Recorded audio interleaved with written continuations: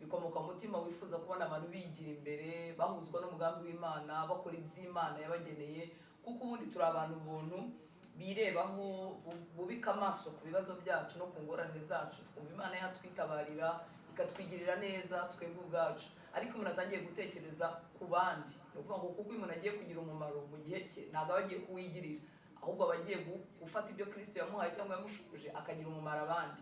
Rero ni umutima w'Imana. Imana ishimwe ko yashyize iyo topic ku mutima wanyu, igashyira iyo teme ku mutima wanyu. Turatangira dusoma muri Esther, nizere ko muri kunyumva neza. Turatangira dusoma muri Esther igice cya 4. Ndakoresha Bibiliya yitwa Ijambo ry'Imana, ni Bibiliya y'Ikinyarwanda navuga ngo nshya, nubwo atari nshya cyane, ariko ikoresha Ikinyarwanda cyoroheje bigatuma umuntu yongera kumva ntamenyera amagambo kubera ko yari yarayumvise, akumva imvugo yoroheje y'Ikinyarwanda cyumvikana kurushaho. Esther 4 ngiye gusoma kuva kuri 14 kugeza kuri 16. Reka tuhasome. Aravuga ngo niba rero mu gihe nk'iki wiyemeje kwicecekera, Abayahudi bazatabarwa biturutse ahandi, ariko wowe n'umuryango wawe bazabatsemba. Nyamara se uziki? Ahari wabaye umwamikazi kugira ngo uzagire akamaro mu gihe nk'iki. Aya ari amagambo Moridekayi umubyara wa Esteri, umwana wa se wabo, yari yamutumyeho. Aramubwira ngo niba rero mu gihe nk'iki wiyemeje kwicecekera, niba wiyemeje kubyihorera, niba wiyemeje kubaho nka nta kibazo gihari kandi gihari, Abayahudi bashobora kuzatabarwa biturutse ahandi, ariko wowe n'umuryango wawe bazabatsemba. Nyamara se uziki? Ahari wabaye umwamikazi kugira ngo uzagire akamaro mu gihe nk'iki. Nuko Esteri atuma kuri Moridekayi ati, genda ukoranye Abayahudi bose bari Shushani, maze mwigomwe kurya ari njye mubigirira. Mumara iminsi 3 n'amajoro 3 ntacyo murya cyangwa munywa, nanjye n'abaja banjye tuzabigenza dutyo. Nubwo ari ukurenga ku itegeko ry'umwami nzamusanga, nibiba ngombwa ko mpfa nzapfe.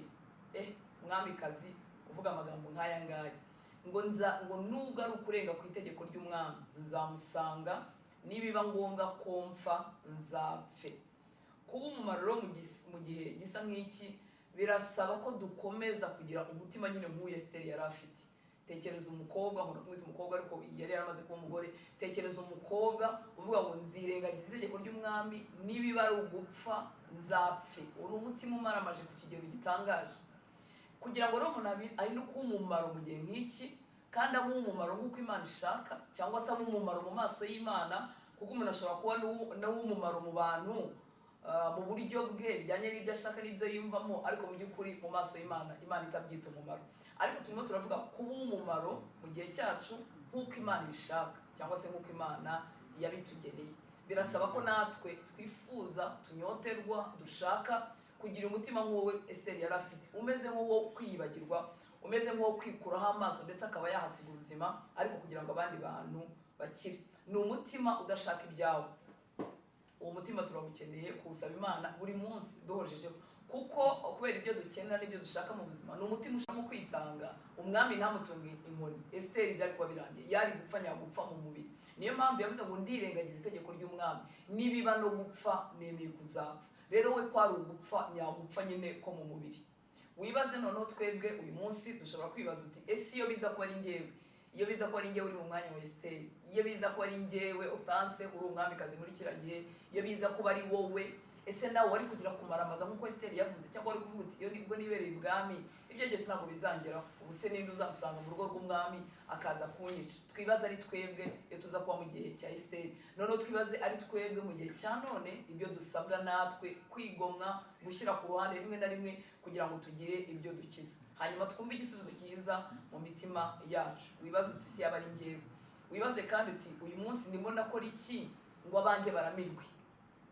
Ndimo ndakora iki ngo abanjye ubuzima bwabo ntiburengerwe, Satani ntabumire bunguri? Uruhare rwanjye ni uruhe? Njyewe ndimo ndabikora iki kugira ngo badapfa burundu, kugira ngo ubuzima bwabo burengere? Ese njye ndimo ndabikora? Noneho kuri Esteri we ikintu gitangaje, Esteri ntabwo yarimo gukiza abo mu nzu ye, yarimo gukiza ubwoko bwabo. Tuvuga uyu munsi niba uri umurundi, yarimo kurwanira abarundi. Nimba turi abanyarwanda, yarimo kurwanira ubwoko bw'abanyarwanda. ntabwo yavuga ngo ni murumuna wanjye, ni mubyara wanjye, ni musaza wanjye, ni papa na mama, dore ko yari n'imfubyi. Ntabwo bari abo mu nzu ye. Tekereza uwo mutima urenga kwireba twebwe ubwacu, ukarenga kureba abo mu nzu yawe, ukareba ishyanga ryose. Uwo ni umutima w'igitangaza, kandi ni ukuri Kristo awudukeneyeho mu gihe nk'iki ngiki turi mu gihe cya nyuma. Imana ikeneye abasenga, Imana ikeneye abitanga, Imana ikeneye ababintumwa mu kigo cya Kristo nk'uko Kristo yabitubwiye. Imana ishimwe cyane. Ni byiza mu buzima busanzwe ko tugira umumaro mu bifatika. Ntiwaca ku muntu ushonje ngo umwirengagize, ntukwiriye kumva uw'iwanyu hari ikibazo yagize ngo umwirengagize, cyangwa n'undi muntu wese Imana yazanye mu maso yawe umwirengagize. Ni byiza ko tugira umumaro mu bifatika, tukambika, tukagaburira, tukishyura minerva, aho bishoboka ko twafasha umuntu ufite ubwo buryo, ntukabyirengagize. Ariko nagira ngo mbabwire bakundwa, ibyo tubihuriyeho n'abantu benshi.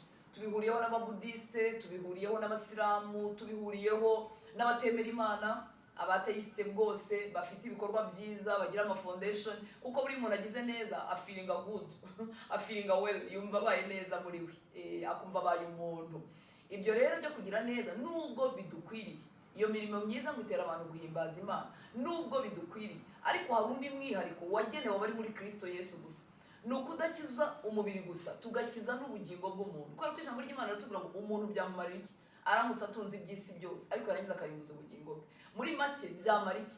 Nishyuriye abantu minerval, nkabubakira amazu, nk'abarinda inzara, ariko simbiherekeresha igikiza ubugingo bwabo. Ubundi intego y'abari muri Kristo Yesu, ineza iyo yose bagiriye umuntu ibikwiriye gukomeza igera mu bugingo, kuko uwo muntu yakwiga ariko akazarimbuka, umuntu yatura mu nzu nziza ariko akazarimbuka, umuntu yava mu gihugu gikennye akajya mu giteye imbere agashaka ubuzima ariko akazarimbuka. Umwihariko w'abari muri Kristo Yesu nuko umumaro tugira ugomba kugenda ukagera ku bintu by'iteka, ku bintu birama, kandi ibintu by'iteka ni ubugingo bw'abantu, ubwo buzabaho iteka ryose. Imana ishimwe cyane. Ni byiza rero ko tugira umumaro urenze uw'umubudiste yagira, urenze umuntu utemera Imana yagira, tukareba no ku bugingo, tutirengagije iby'inyuma, kuko iby'inyuma bitera gushima Imana, bigatera abantu kuvuga ngo Imana iranyibutse, tukabona access ku mitima yabo kubabwira noneho ibya Yesu. Imana ishimwe cyane. Kandi biradukwiriye ko duhinduka ibikoresho bimeze nk'uko Imana ishaka. Buriya gukora ibyo dukunda no kubikorera mu bihe byiza, mu bihe meze neza, abantu benshi biraborohera byibuza bamaze gutera agatambwe. Ariko bibutse ko uwo mumaro tugira turawugira bigendanye n'icyo Imana ishaka. Urugero, Esther icyo yasabwaga ni uguhara amagara ye, akirengagiza itegeko ry'umwami, akajya kureba umwami kugira ngo akize bene wabo. Nicyo cyari gikenewe muri uriya mwanya. Nawe ku buzima bwawe n'ubwanjye hahora hari mu maso y'Imana, muri plan z'Imana, ikintu gikenewe ku buzima bwawe muri ako kanya. Gishobora kuba ikintu kitari ugutanga, gishobora kuba kubabarira iso cyangwa mukaso cyangwa sinzi umuntu uwo ari we wese, gishobora kuba gufata ibihe byo gusenga, icyo Imana igushakaho. Iri jambo rivuga riba muri Timoteyo 2:21 ritubwira ngo turi ibikoresho bitandukanye mu nzu y'Imana. 21 ngo ariko umuntu niyeza akitandukanya n'ibyanduje byose, azaba igikoresho gitunganijwe kigirira nyiracyo umumaro, cyateguriwe gukora imirimo myiza yose. Buri imirimo myiza yose ni Imana yitugenera, ikavuga ngo Hortense muri 2026 azahugiye muri ibi, ariko nimukenera wenda mu kwezi kwa 5 nzamukoresha naha, kandi nimukenera mu kwezi kwa 9 naha ngaha nshaka umutuma nabyo azabibasha. Muri make turi mu biganza by'Imana. Ntabwo ari kugira ngo dukore umurimo umwe twishakira. Urugero, ushobora gukunda kuririmba, kandi kuririmba mwabonye ko biryoha.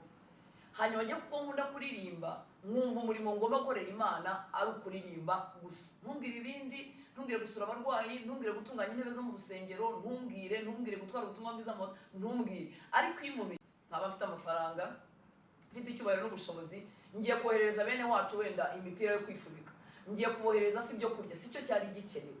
Ibyo ndabikubwirira iki? Turimo turavugana nk'abantu bari muri Kristo Yesu. Dushobora kuba duteye intambwe wenda kwitanga bitakivuna. Hari abantu kwitanga, gutanga ubutunzi bwabo bitakivuna. Hari abantu gusura abandi bitakivuna. Hari abantu kuvuga ubutumwa bwiza bitakivuna. Ariko wenda byaba ari kuvuga ubutumwa bwiza. Urugero, nkanjye nkunda kwigisha, kandi nari nsanzwe nkunda no gusobanura. Najyaga ngenda muri bisi ngasobanurira abantu ibintu bitanandeba. Muri make akenshi Imana itujyana ahantu hameze nk'uko dusanzwe twenda kumera. Ni ukuvuga ngo gusobanura rero ijambo ry'Imana, iyo ngize Imana nkagira icyo menya, kurisobanura umuntu ntabwo bindambira. Gutega umuntu amatwi rimwe na rimwe ambwira iby'ubuzima nabwo rimwe na rimwe ntibindambira. Ariko Imana ishobora kuvuga ngo uyu munsi wenda ni umunsi wo guceceka, aya ni amezi yo guceceka, sinshaka ibisobanuro byawe, ndagushaka mu masengesho, ndagushaka wikingiranye, ndagushaka ari njyewe nawe gusa, ndagushaka wingingira igihugu, ndagushaka uri musengera imiryango nk'umwe yisengeraga mu kanya. Nkwiriye kuba nicyo gikoresho cyatunganijwe kigirira Imana umumaro ku buryo aho inyerekeza hose ndi bugende bitagendeye ku byo nkunda n'ibyo nshaka. Imana ishimwe cyane. Uyu mukobwa rero Esther tumugarutseho, ntabwo yaragiye gutabara mu nzu ye nk'uko nahoze mvuga, yaragiye gutabara ishyanga. Uyu munsi igihugu wavutsemo si impanuka, ntibyapfuye kuba, mfite ibyo ngomba u Rwanda, ufite ibyo ugomba Abarundi, ufite ibyo ugomba Abanyekongo niba ari ukomoka, ufite ibyo bagomba niba uri muri Kristo Yesu. Ukwiriye guhagarara mu cyuho cyabo. Icyo ngicyo niho Imana idutegerejeho. Imana ishimwe cyane. None twakwibaza rero, ngo izi mbaraga z'uyu mwamikazi ushobora kuba wari ukina mutoya udatinya n'urupfu yazikuye he? Ngo niba ari ugupfa nzapfe. N'uburyo kuba ibwami biryoha, wibuka ko Esther nta nzara yari afite, nta kibazo yari afite, yari ameze neza, ntiyararwaye, nta kintu kigoye cyari kiri iruhande rwe. None twakwibaza ngo izi mbaraga uyu mukobwa w'umwamikazi zo kugera ku kigero ashobora kuvuga ngo niteguye no gupfa ntacyo bitwaye nzapfe, azikura he?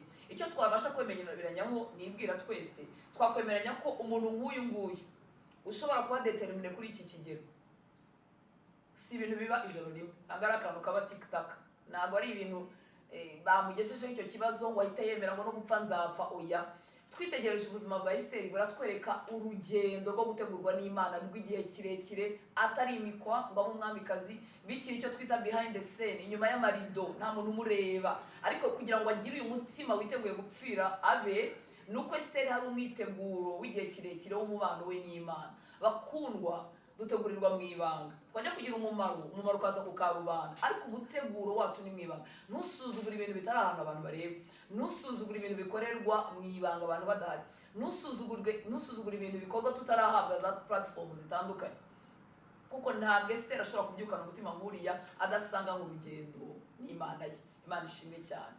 Ikidukwiriye rero natwe nuko twatekereza kuri urwo rugendo, twibaza uyu mukobwa kugira ngo agere ahangaha byamugendekeye bite, ubuzima bwe bwo mu ibanga bwari bumeze bute. Hari igihe rero dusa nk'abashutswe tugakenerera imbaraga mu kibazo hagati. Tekereza Esther niwe gisubizo muri kara kanya ijambo ry'Imana. Iyo urimo usenga, iyo urimo wumvira Imana mu tuntu duto n'utunini, ntabwo urimo gutakaza umwanya, urimo kwiyubaka ku buryo nugera mu gihe gikomeye imbaraga zirundanije muri wowe zizakunda ko ukora.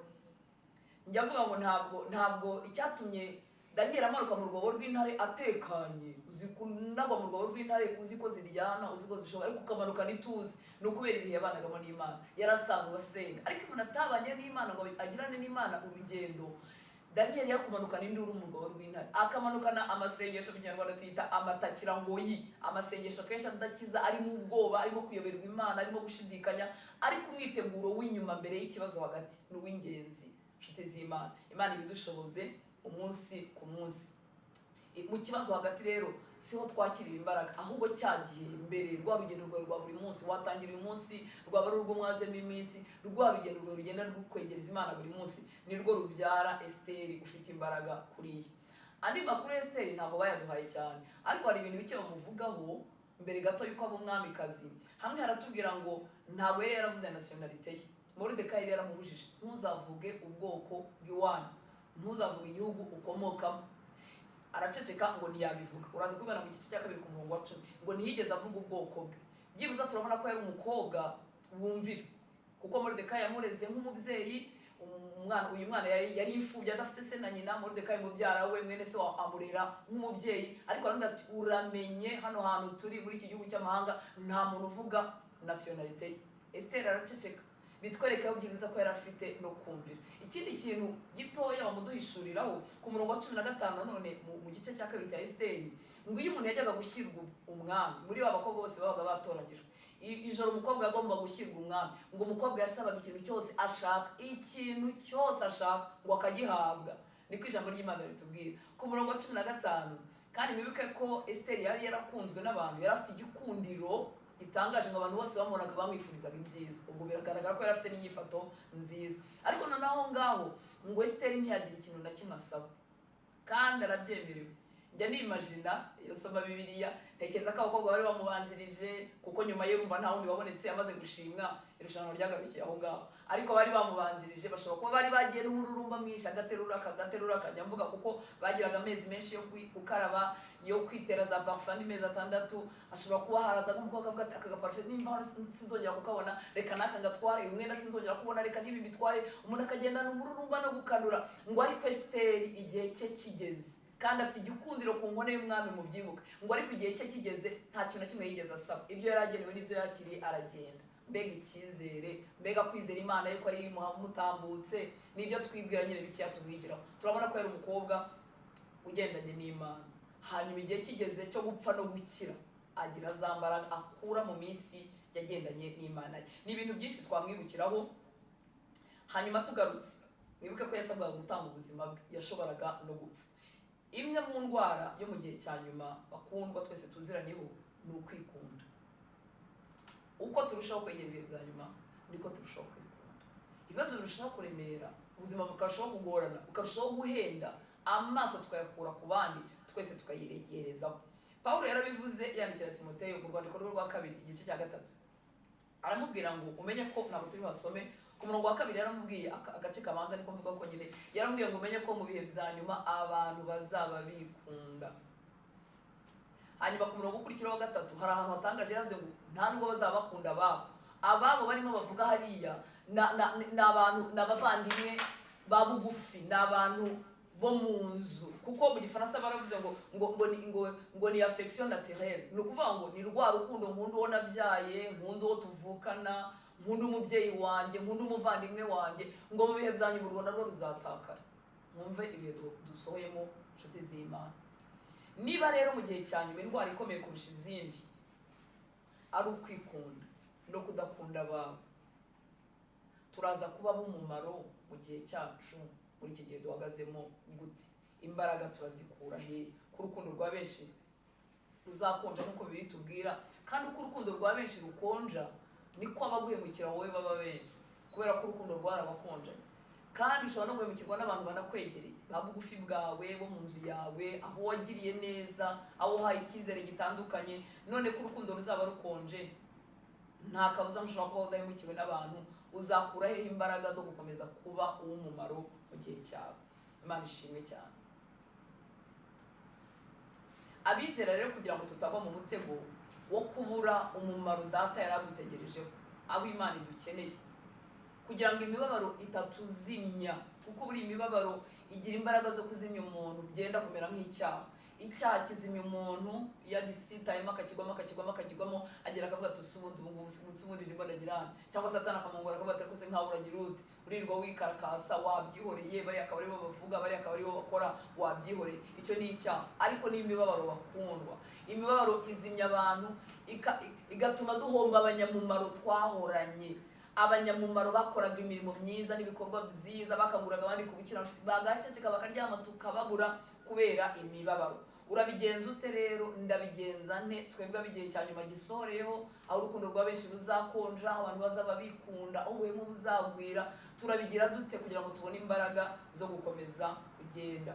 Abizera nta handi hantu bakura imbaraga, ahantu hadakama honyine bavoma imbaraga zo gukomeza kugira umumaro mu bihe byose ni mu rukundo rwa Kristo.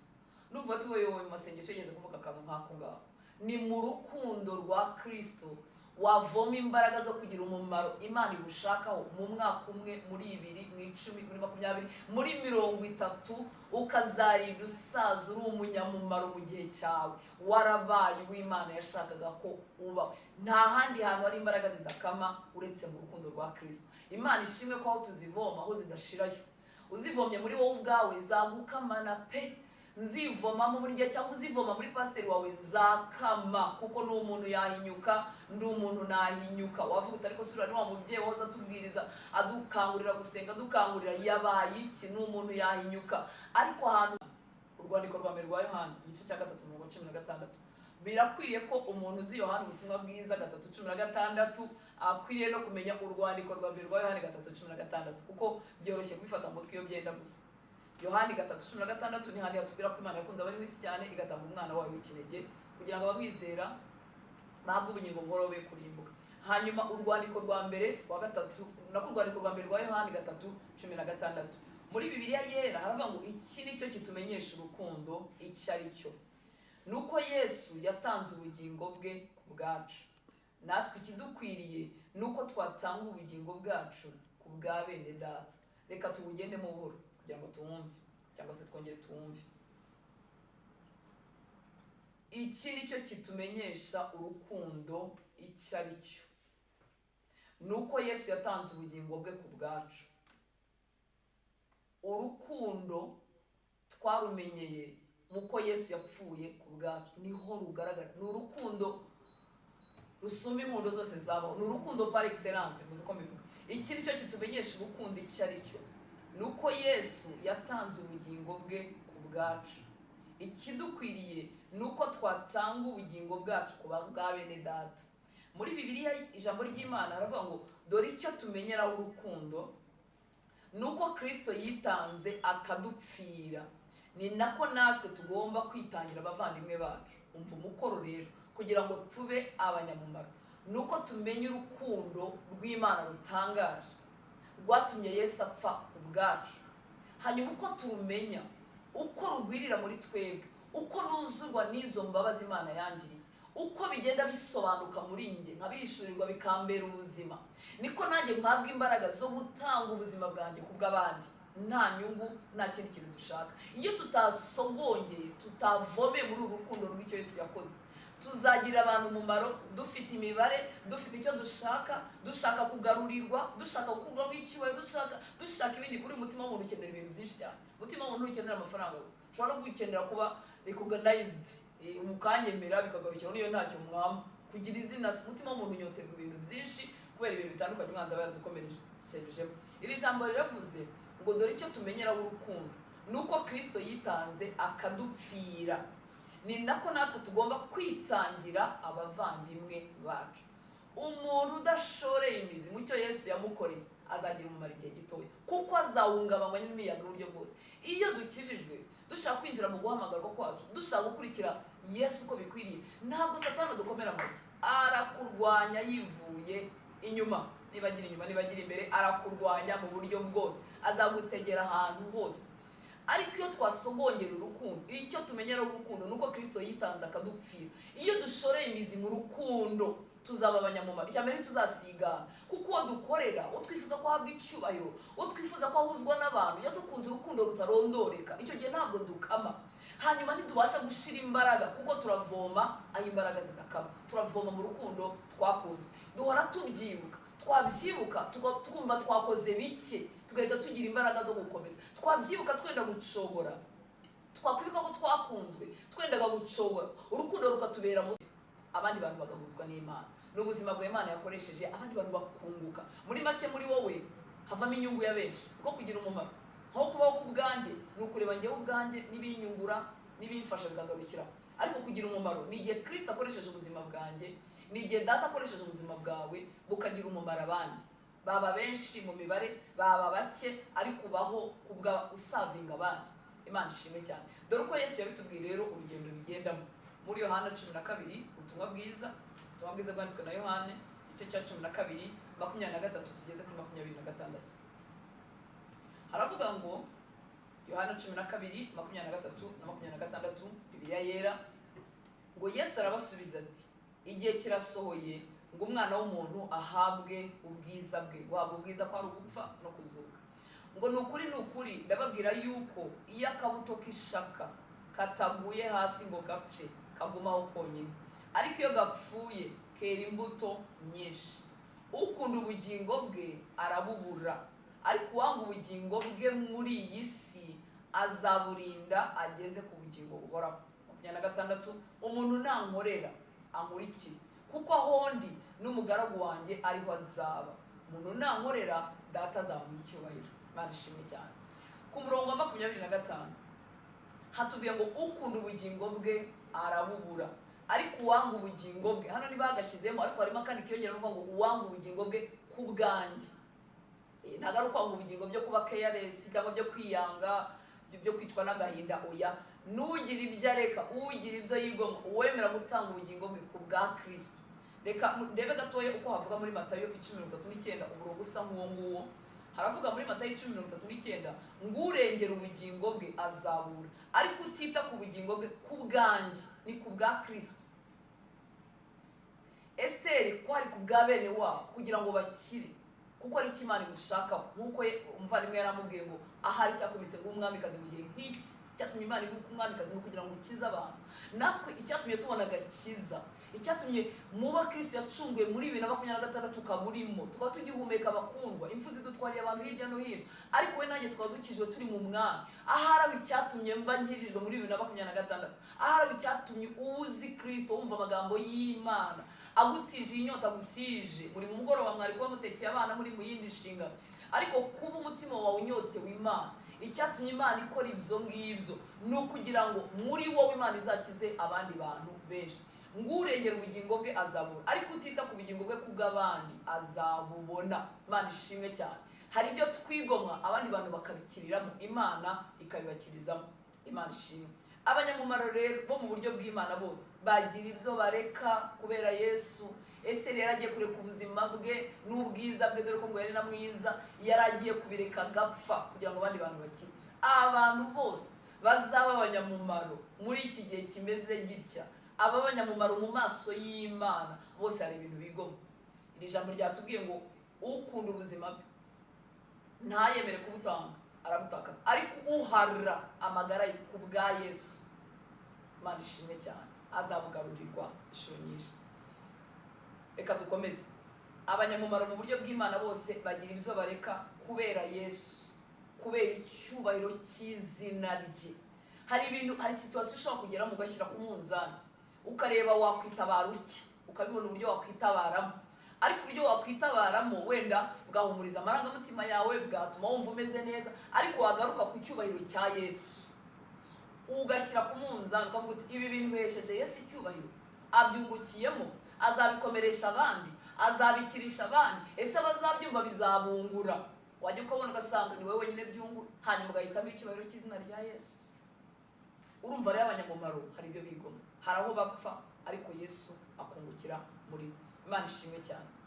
Ntabwo rero dukwiriye kuba abanyamumaro ku byo duhitamo gusa, ku byo twebwe twihitiyemo, ahubwo twita ku byo Data wo mu ijuru ashaka, ku byo adusaba. Imana ishimwe cyane. Kuri 26 yavuze ngo umuntu nankorera amurikire. Muri make si ibyo twihimbira, umuntu nankorera amurikire. Ntabwo ari imigambi nabyukanye, ntabwo ari uko mishaka, ahubwo arambwira ati dore ikirenge ngigeze aha nawe kigera aha ngaha, nk'uko Pawulo yatubwiye ngo mugere ikirenge mu cyanjye nk'uko nanjye ndimo nkigera mu cya Kristo. Umuntu nankorera amurikire. Iyo umuntu afite umuntu arimo akurikira, nawe ni umuntu arebaho, ntareba ku ruhande, ntareba hirya, areba umuntu akurikiye kugira ngo adatakaza icyerekezo.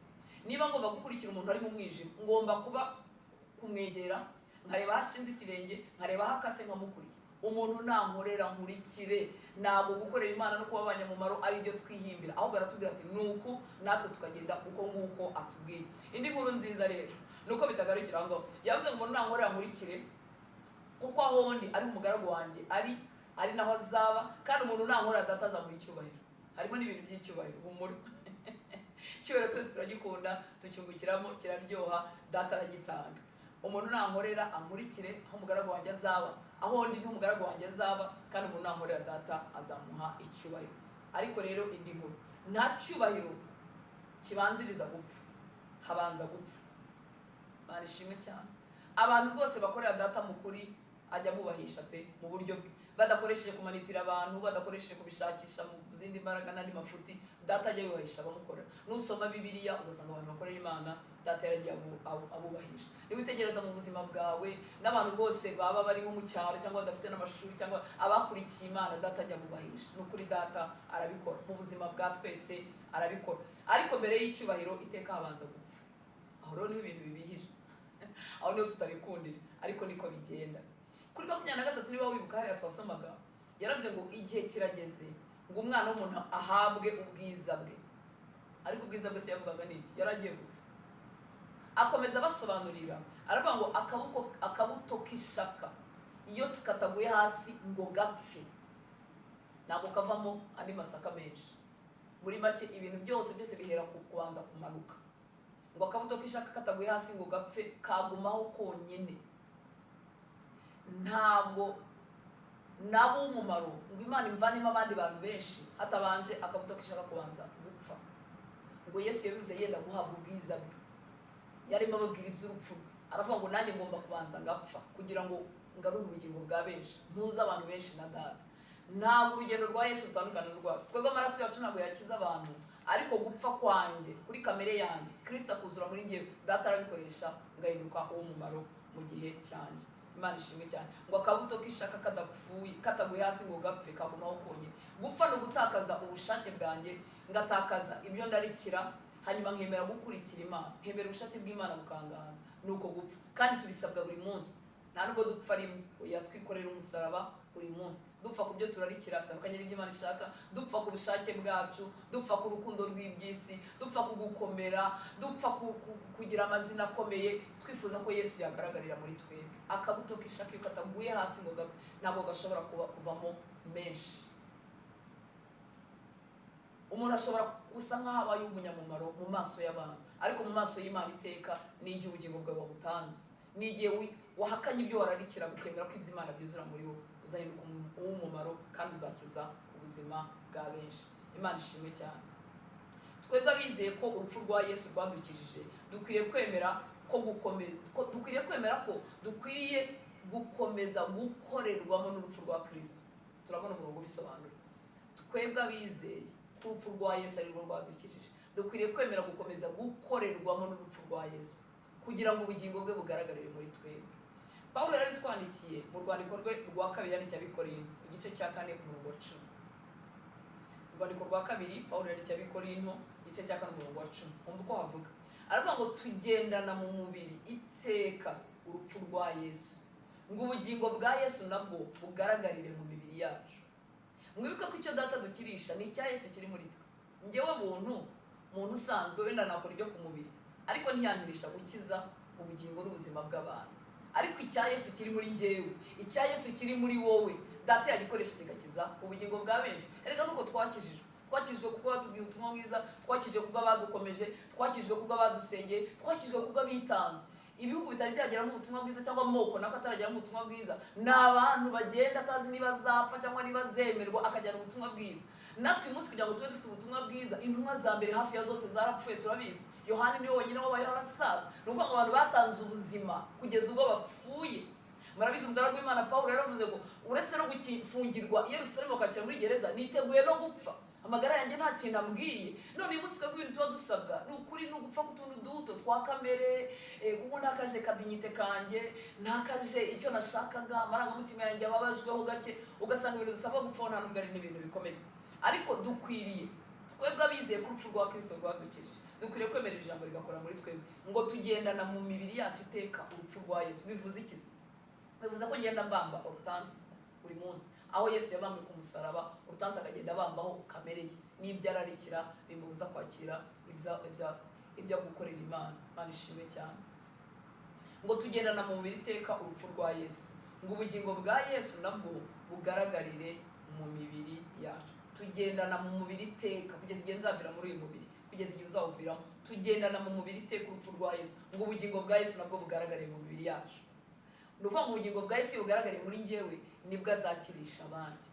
Ariko kugira ngo ubugingo bwe bugaragare, nuko ngendana urupfu rwa Kristo, nuko nibuka ko ntariho ku bwanjye, nuko nibuka ko naguzwe amaraso, nuko nibuka ko warankunze bikomeye, ubabarira by'iteka, bikampa imbaraga zo kubabarira abandi no kumva abandi. Imana ishimwe cyane. Umugore cyangwa umugabo uzagendana urupfu rwa Yesu mu mubiri we azashobora kubaka neza muri iki gihe cya none. Umusore ni nk'umuzagendana urupfu rwa Yesu mu mubiri we, ubugingo bwa Yesu buzakorera muri we, ibishuko bibasha abasore ntibizamubasha. Ariko nibitaba ibi ngibi muri iki gihe cya nyuma, ntabwo twabasha kugira imiryango imeze nk'uko Imana ishaka. Imana ishimwe cyane. Ubugingo bwa Yesu buzagaragarira muri we, hanyuma ahinduka igisubizo, ahinduka umumaro, ahinduka umuti muri bene wacu. Nicyo Yesu, urupfu rwa Yesu mu mubiri wawe, hanyuma ubugingo bwe bukagaragarira muri wowe, ugahorana imbaraga zidakama. Icyo gihe uzahinduka igisubizo muri generasiyo yawe, uzahinduka umuti mu muryango wawe, ibintu nibishobera nawe ntabwo bizaba bigushobeye. Uzagira imbaraga z'Imana zikorera muri wowe, zigushoboza kwihanganira ibyo abantu basanzwe batihanganira. Erega abantu basanzwe bagira aho bagarukirira ku mbaraga zabo, ariko abakorerwamo n'urupfu rwa Yesu, ubugingo bwa Yesu bukagaragarira muri bo, imbaraga z'Imana barazihorana. Imana ishimwe cyane, kuko tuba tugeze ahantu tutakibaho ku bwacu, twitoza iteka kubaho ku bwa Kristo. Pawulo yandikiye Abanyafilipi, ngerageze nihute ari ku musozo. Pawulo yandikiye itorero ry'Abafilipi ababwira uburyo abantu bashaka ibyabo babaye benshi, abashaka ibyabo kuruta abashaka ibya Kristo babaye benshi. Uyu murongo njya numva umbabaje ukuntu yendaga gutuma, aravuga ati mbuze undi muntu duhuje umutima uzita ku byanyu neza nka Timoteyo, kuko abandi bose basigaye bashaka ibyabo. Kandi abavuga ngo abandi bose, Kameme ntabwo yaragiye gutuma abantu b'abapagani, ntabwo yaragiye gutuma abantu batari kumwe nawe mu murimo. Ni ukuvuga ngo yaritegerezaga mu bakabaye bamufasha umurimo, agasanga bose bahugiye mu byabo, barashaka ibyabo. Ni Abafilipi 2:21 ngo kuko bose basigaye bashaka ibyabo badashaka ibya Yesu Kristo, kuko bose basigaye bashaka ibyabo badashaka ibya Yesu Kristo. Mwarakoze gutekereza ku kuba ab'umumaro mu gihe gisa nk'iki. Imana ishimwe ko byashyize ku mitima yanyu. Ariko twibwije ukuri, mu bakijijwe, mu basenga, amasengesho menshi azamuka, abantu barashaka ibyando, barashaka ibya Yesu cyangwa barashaka ibyabo. Kwegera Imana, abegera Imana bashaka mu maso y'Imana, badashaka mu kiganza gusa, kuko burya mu kiganza tuba dushaka ibyacu, ariko mu maso turashaka ubusabane. Abantu barimo begera Imana dukoresheje itegeko ryo gukeka, bashaka iby'Imana ishaka, nibo benshi, nibo bake. Natekereza ko duhagaze mu gihe nk'icyo n'ubundi Pawulo yarahagazemo, ngo kuko bose basigaye bashaka ibyabo badashaka ibya Yesu Kristo. Ni ukuvuga ngo iki gihe Pawulo yandikiyemo Abafilipi yababwiye uburyo abantu bashaka ibyabo ari bo benshi, kuko bose basigaye bashaka ibyabo badashaka ibya Kristo. Imana itugarukeho bakundwa. Turifuza kuba ab'umumaro gute? Tujyana ibyande, tubishakira iki? Turashaka ibyande. Mu misengere yacu turashaka ibyande, twegera Imana turashaka ibyande, kuko aricyo gihe duhagazemo. Hari umuntu turimo tuganira tuvuga ko umuntu akwiriye gusoma Bibiliya kugira ngo atayoba, akwiriye gusoma, niba ari igitabo nkagisoma, niba ari Itangiriro nkarisoma, niba ari Yohana nkamusoma kuva ku murongo wa mbere kugeza, kuko iyo utunzwe n'akaverse kamwe wabwiwe n'umuntu, cyangwa se murabizi ko dufite za porogaramu z'amabibiliya mu matelefoni, za app ziduha verset du jour, the verse of the day, ariko niwitegereza uzasanga nyinshi ziri motivational, nizidutera kugubwa neza. Imana izatugirira ikiza, kandi koko irabikora yo kabyara niyo kwizera. Ariko biragoye ko mu kaverse kamwe wabona abagukangurira ko ugomba gusa na Yesu, wabona abakwibutsa ko ugomba gupfa kuri kamere, twabona batubwira ngo niba dushaka kuba abigishwa ba Kristo tugomba gupfa kugira ngo tubashe kumukurikira. Iyo mirongo izagaki, kuko bose basigaye bashaka ibyabo. Ndakwigize kubw'imbabazi z'Imana, nanjye nibwira umwuka wera duhaye iyi topic imeze gutya. Turifuza kuba umumaro mu gihe cyacu. Umumaro wuhi? Umumaro ugirira ndi umumaro, umumaro uhesha ndi icyubahiro. Wibuke nk'uko mu Bafilipi byari bimeze, kuko bose basigaye bashaka ibyabo. Reka wowe nanjye tugere aho kumara amaze kudashaka ibyacu, aho gushaka ibya Kristo. Niba uyu mukobwa Esther yaravuze ngo nimba ari ugupfa mfe, kandi ari gupfe mu mubiri, kuki turimo kunanirwa? Kwihanganaho kugira ngo agire ubugingo bw'undi muntu ukira, kwihanganaho kugira ngo izina ry'Imana rihabwe icyubahiro, kwihanganaho kugira ngo abera bari bari inyuma yanjye mu ntambwe ntoya bagitangira gukizwa mbabere urugero rwiza. Kwihanganaho Imana iduha ubuntu, iduha imbaraga, kandi irabifite inshuti z'Imana. Mwibuke ko aho tubivoma ni mu rukundo, ni mu rukundo twakunzwe. Nta handi hantu haba imbaraga zo kutananirwa, ni mu rukundo twakunzwe.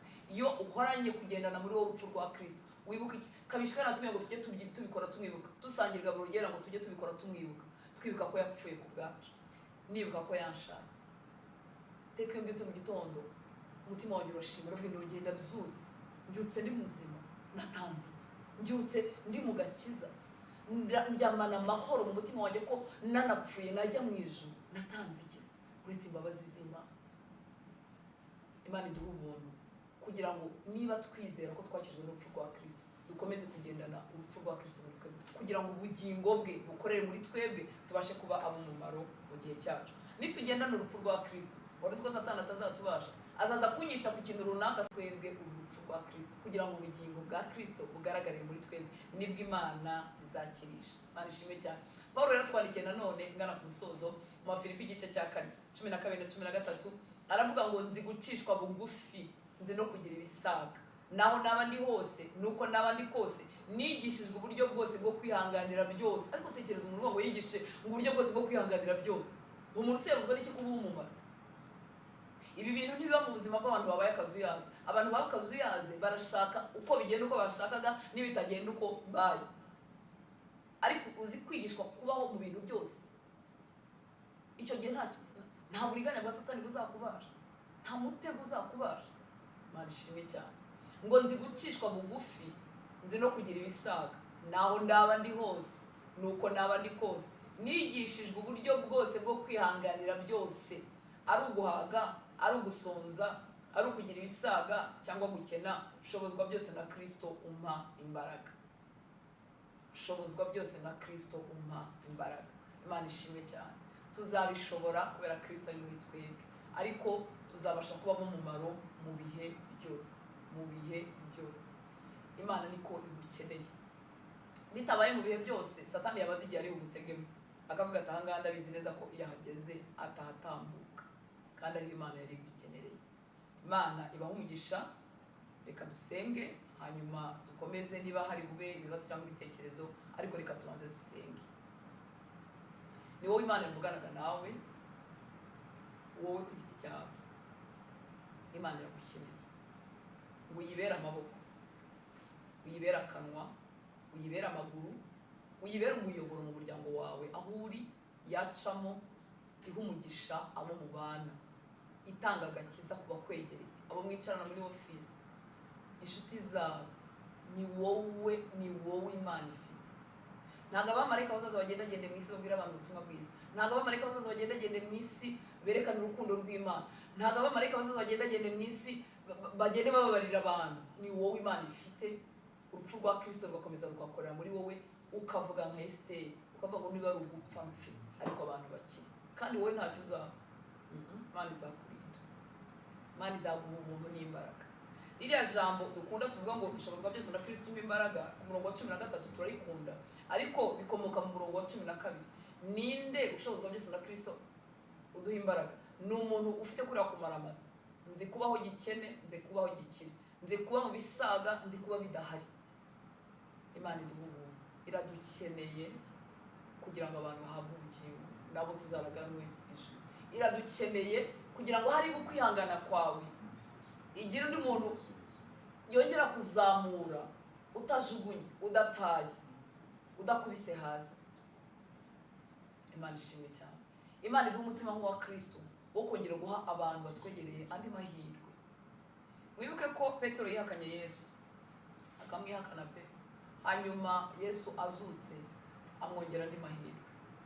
Uyu munsi dufite intege nkeya ku buryo abagore batarimo kongera andi mahirwe abagabo, ku buryo abagabo batarimo kongera andi mahirwe abagore, ku buryo abana batarimo kongera andi mahirwe, ku buryo ababyeyi batarimo kongera andi mahirwe abana babo, ku buryo abavandimwe bahuje se na nyina, ntitunavuga imiryango yabyaye hirya no hino, b'Abakristo, wenda umwe asengera mu rindi torero, undi asengera mu rindi, bose ari Abakristo, ariko nta mbaraga zo gutanga andi mahirwe. Ugasanga abantu kubwo kubura za mbaraga zo kwihangana za Kristo dukorera muri twebwe, umuntu ugasanga ntibavuganye imyaka 5-10 bahuje amaraso kubera kubura kwihangana kwa Kristo. Imana iduha ubuntu, urupfu rwa Kristo rukoreye muri twebwe kugira ngo ubugingo bwe bugaragare muri twe. Iyo ubugingo bwa Kristo bugaragariye muri twebwe, ibyari bimugize, ibyari bimwuzuye bihinduka ibitwuzuye. Ni umunyambabazi zidakama, ahora mwibuka ubarishura guhaye amahirwe, ubarishura guhaye umuntu, ntabwo twanezibara. Tumucumuyeho, tumusezeyeho, mu mihamagaro twagiye tumusezeraho, twagiye tuvuga ngo rero ngo nuko, ariko akaduha ubuntu buri munsi budakama. Ariko twabura gukorerwamo n'urupfu rwe, tukabura imbaraga z'ubugingo ze ngo zikore muri twebwe, abantu tugafunga, tugakata imiryango ntivugane, ibintu bigacika, ababyeyi bakavuma abana, sinzongere kuguca ibyera. Nyamara Yesu umunyembabazi, wenda yaraguhaye agakiza kugira ngo imbabazi ze zuzure muri wowe, uzahinduka igisubizo ku bana, uzabasubize mu ibyiringiro, babwire uti warasitaye, waraguye, wabaye ikirara, ariko ngutegerezanye imbabazi nk'izaho mu papa wari utegereje umwana we w'ikirara. Ni wowe Imana ifite. ngo ube umumaro mu gihe nk'iki. Kandi imbaraga ntazo wabona, ariko mu rukundo rwa Kristo ziriyo ku bwawe.